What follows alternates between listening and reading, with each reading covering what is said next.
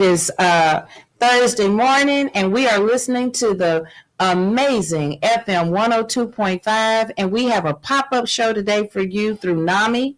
NAMI Greater Houston is the National Alliance on Mental Illness, and we are here today with Effie, Equare from Sun Behavioral Hospital, and we are here with Keith Hudson, who works with Harmony Road Recovery Services, and we're talking about better mental health for our Black men. So right before we went on break, y'all brought up two really significant points that I'd like to highlight. Keith, you were talking about destigmatizing mental health among men, and you said, we should talk about this in our places of gathering, the churches and our barbershops. Right. So I wanted to circle back to that because that is an excellent idea to look at the leaders in our community to be the first partakers of talking about mental health in a competent way, in a way that does not demoralize or blame the person who is dealing with the addiction or the substance use disorder or the mental health problem. So I wanted to mention NAMI is sponsoring a Pathways to Hope conference, August 22nd and 23rd. Mark your calendars. It will be a hybrid conference, meaning you can come in person or you can join us virtually. If you go to NAMI Greater Houston, .org, or if you just go to NAMI.org, the Pathways to Hope conference is on the website and registration is now open and it is free. So again, if you are a parishioner, a congregation member, a deacon, a Bible study teacher, a superintendent, the pastor, the associate pastor, any way that you are involved with church, faith, and mental health, we are welcoming you to this Pathways to Hope conference.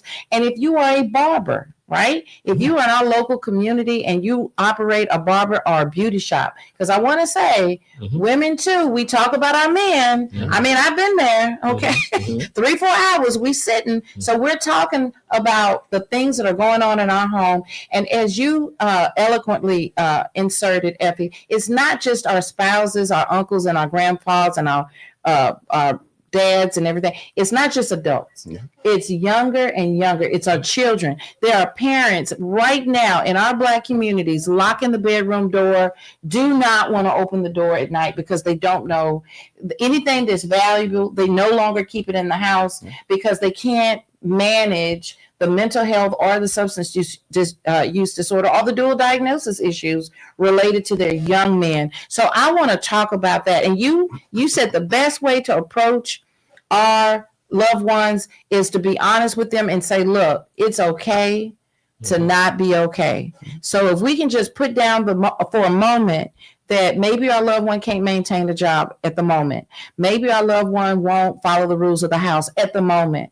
But if you want to get to better mental health, we've got to introduce this safe place to talk about it, right?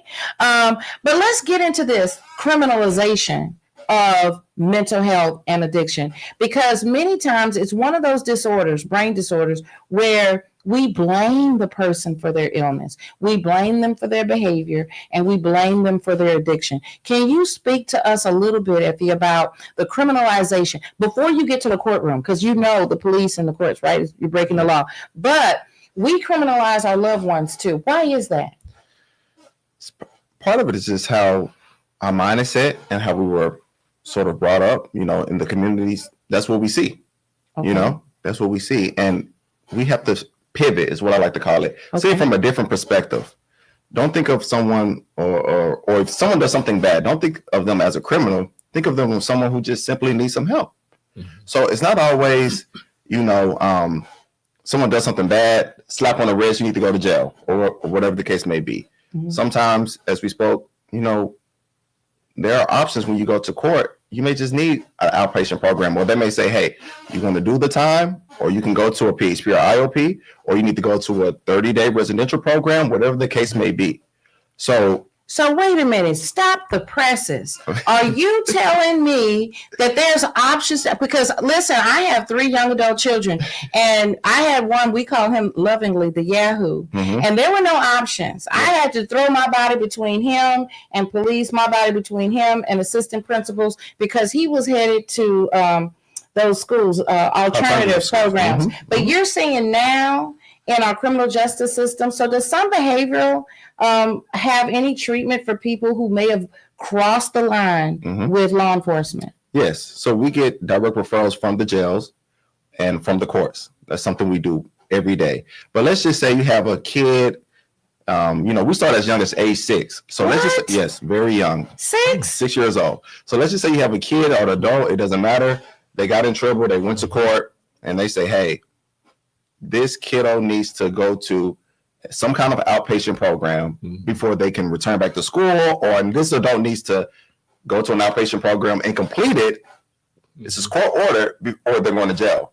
So we work with them. Hey. So I will add this. NAMI Greater Houston is an advocate for the family. We are a grassroots organization, and we happen to be on the same floor as jail operations. Yeah. So if a family is looking for a way to advocate for their child, of course, I'm sure they could reach out to you at Sun Behavioral. Yeah, on our website, you can reach out there. We do tele-assessments 24/7. So they can. How much is a tele-assessment? Free. Free? Anybody can do an assessment, whether in person or online. Free. What's the age? 8 to 18? 6 to 88. 100. Right? 100, right? Okay. All right. And if you have someone who is in jail facing some time to see a judge, they're going to be there until they get arraigned. Yeah. And you're wondering as a family, how do I talk to the forensics staff? How do I talk to the judge? How do I tell the family side of the story? Well, NAMI is here to help you advocate. And this is of no cost to the families and the individuals we serve. So anyone can contact NAMI Greater Houston. Our website is namigreaterhouston.org. Our number is 713-970-4419. And that is why we're here today. We're here because Keith, Effie, and myself, we want family to share resources with you and provide hope that better health, better mental health is attainable, especially for our Black men and boys. So that's news to me. I didn't know you saw patients as young as 6 years old. We do. So do you offer anything for those families in return? So let's say you support the kid or the patient. What's in it for the parents who really don't know what to do with this kid? So depending on which program it is, we do offer family sessions. That way, you have to change the environment as well. So with a kid or even an adult, it starts with the surrounding, I guess you could say, nucleus. Okay. So whether it's the parents, whether it's your spouse, you have to also bring them in so that when they're away from the facility, whether inpatient or outpatient, they know how to deal with things. Right. And so honestly, that is right where NAMI lives as well. NAMI Greater Houston offers free psychoeducation classes, helping the family understand what mental health diagnoses are and what they are not. We also share through these 8-week classes that are free. They're both in person or online. And we were talking on break, we're going to start offering some classes in conjunction with Sun Behavioral and Harmony Road Services so that the families can learn how to live successfully. We always say, learn how to live with dignity and respect when it comes to being the caregiver and supporter and sometimes provider of someone living with dual diagnosis, mental illness, or substance use disorder. All right. So now, Keith, how are you in any way engaged with reentry or jail diversion or any of these programs that intersect with criminalization? And what do you think about the criminalization of mental health? Well, as far as the criminalization of mental health, we need to change your mindset. So we've got to work on the stigma that's attached to mental health problems. As far as reentry, I work with NAMI as a volunteer, and I teach reentry at the City of Houston at Cashmere Garden Multi-Service Center. And we see people from all over the city. And I think it really helps reintegrate these folks back into society. Well, listen, that's what we want to do. We want to make sure we serve the entire community, those who have been involved with the criminal justice system and those who have not. So right now we're going to take one final break and we'll be right back, and stay tuned for more about better health for men.